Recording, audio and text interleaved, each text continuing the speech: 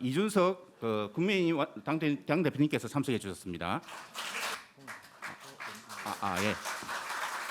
허은하 국회의원님께서 참석해 주셨습니다. 사실 지방대학의 문제라는 것은 선거 때마다 불거지는 주제이고 그에 대해서 정당은 항상 답을 하고 있습니다. 그리고 사실 이 문제에 대한 해법은 결국엔 지방이 교육뿐만 아니라 전반의 산업이 어떻게 살아나느냐에 대해서도 같이 연관이 되어 있는 주제다 이렇게 생각합니다. 과거에 20-30년 전만 하더라도 지역을 대표하는 대학들과 지역을 대표하는 학과들이 바로 떠오르던 시절이 있었습니다. 대구 경북 지역에 가면은 경북대학교 전자공학과가 결국 대구 지역 그리고 구미 지역의 전자산업 발전을 이끌었던 그 시기에 영광을 이끌었던 그런 적이 있었고, 부산대학교도 국립대학으로서 부산 지역에 이런 산업을 지원하기 위해서 굉장히 많은 인재들을 배출했고, 부산대 하면 기계공학부다 뭐 이런 말이 나오던 시절이 있었습니다. 그런데 최근 들어가지고는 그런 어떤 지역 산업과 연계된 비교 우위라는 것도 많이 사라져가고 있는 모습이 정말 안타깝게 보이는 것이 현실입니다. 저희가 지방 대학의 육성에 대해 가지고 많은 이야기를 하지만은 사실 이것은 산업과 떼놓고 이야기할 수는 없다 이렇게 말씀드리고, 저는 이렇게 생각합니다. 제가 당 대표로서 앉아가지고 지역의 의원님들이나 지역의 정치인들과 소통하다 보면은 보통 이 정도 얘기만 합니다. 지역 유권자들의 마음을 받들어 가지고 우리 동네에 제발 의대 좀 유치해 달라 이런 이야기 굉장히 많이 합니다. 근데 저는 사실 그것은 굉장히 시대착오적인 발상이다. 저는 그런 생각을 합니다.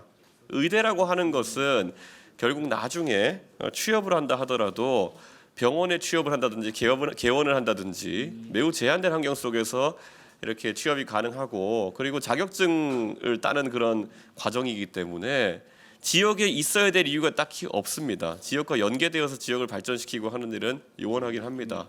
그래서 저는 실제 지역과 연계될 수 있는 산업이 있는 학과에 인원을 증원하는 것이 아주 중요하다. 저는 이런 생각을 하고, 제가 요즘 최근 들어서 하나 겪고 있는 트렌드는 무엇이냐면, 아까 언급했던 경북대학교 전자공학과 IT학부 출신 저도 아는 후배들이 있습니다만은, 이 후배들이 코로나 과정을 겪으면서 굉장히 적극적으로 취업에 이제 나서고 있습니다. 특히 IT 업계에는 전반적으로 지금 재택근무가 굉장히 활성화되어 있고 좋은 일자리들에서 실제로 공간의 제약 없이 일하는 환경이 구축되어 가고 있는 게 사실입니다.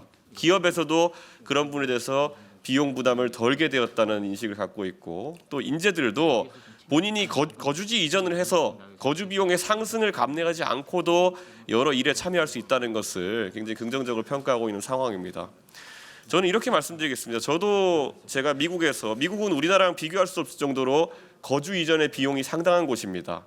그런데 제가 미국 보스턴에 있었지만은 보스턴에서 저와 같이 컴퓨터공학 전공하고 이렇게 했던 친구들 나중에 캘리포니아 이런 곳에서 일 받아서 재택으로 근무하고 이런 것들 많이 했습니다. 저는 이런 어떤 새로운 문화에 적응해 나갈 수 있다 그런다면은 저희가 전국적으로 아주 양질의 인재들이 골고루 포진할 수 있는 상황을 만들 것이다. 저는 이런 기대를 합니다.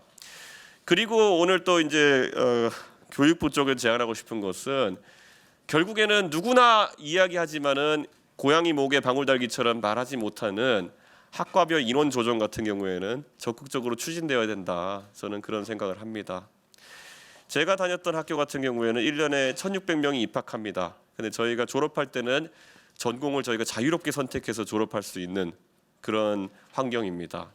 제가 2007년도에 졸업할 때 저랑 같이 컴퓨터를 전공했던 친구들이 1,600명 중에 40명, 30명 정도 됐었습니다. 그런데 최근에는 얘기를 들어보니까 1,600명 중에서 200명에 300명 정도가 컴퓨터 전공으로 졸업한다고 합니다. 이것은 미국의 다른 유수 대학교들도 상황이 비슷하다고 합니다.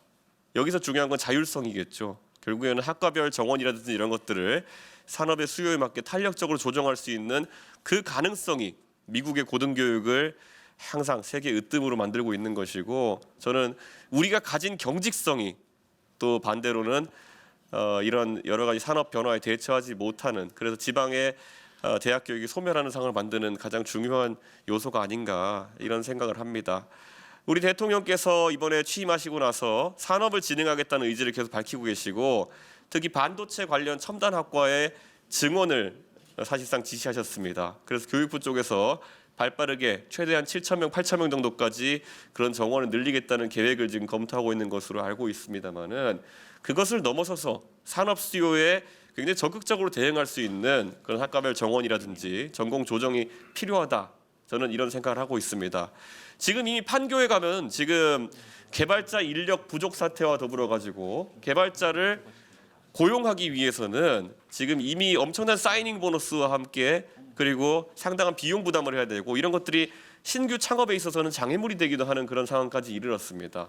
물론 저 스스로도 프로그래머로서 프로그래머의 연봉이 경쟁 상황 속에 늘어난다는 것은 좋은 일이지만은 그것은 노동자의 입장에서만 봤을 때 그런 것이고 또 산업을 또 이끌고 또 새로운 신산업을 만들어내야 되는 사람들 입장에서는 이런 공급 부족, 인력의 공급 부족이라는 것은 뭐 가장 큰 장애물 중에 하나일 것입니다. 그렇기 때문에 저는 이 시장 수요에 맞는 충분한 인재 공급이 이루어질 수 있도록 하는 그런 어떤 조절, 수요 조절, 공급 조절이 있어야 된다 이런 생각하고 대학 교육의 자율성을 특히 전공 선택이 있어가지고는 많이 확대하는 것 그것이 어쩌면 유일하면서도 또 반대로 또 지금까지 고향의 목에 방울 달기처럼 이루어지지 않던 부분이 아닌가 그런 생각을 합니다. 윤석열 정부는 용기 있게 이런 개혁을 추진해 가도록 저희 당에서 지원할 수 있도록 하겠습니다. 다시 한번 오늘 토론을 축하드리고 결과 잘 지켜보겠습니다. 조경태 의원님 너무 감사합니다. 예.